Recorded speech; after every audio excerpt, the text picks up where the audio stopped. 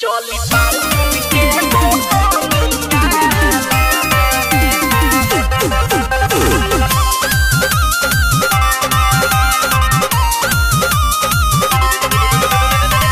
presented by WR Music। जो बना के पढ़ल परसानी तब के तनोरा खतानी अमाई रे जो बना के पढ़ल परसानी तब के तनोरा खतानी फेंक देता आधा बहरी बिगड़ल बारहनिया ए पिया की नदीना सितारा वाला चोलिया चोली पार चुन के दो दुनिया ए पिया की नदीना सितारा वाला चोलिया चोली पार चुन के दो दुनिया चोली ना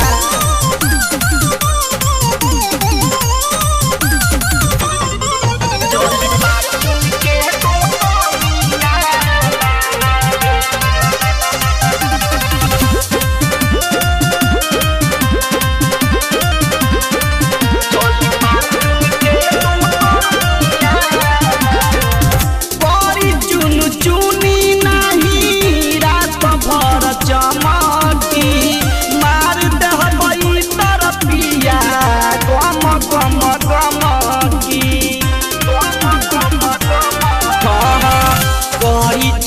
चुनी नहीं चम चम चमकी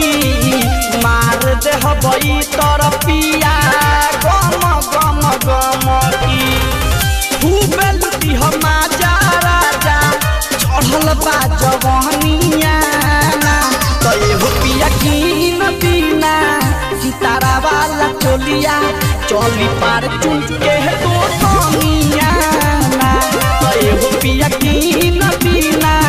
सितारा वाला चोलिया चोली पार चुन के दो दुनिया चोली पार चुन के दो दुनिया जलसा रिकॉर्डिंग स्टूडियो गोपालगंज।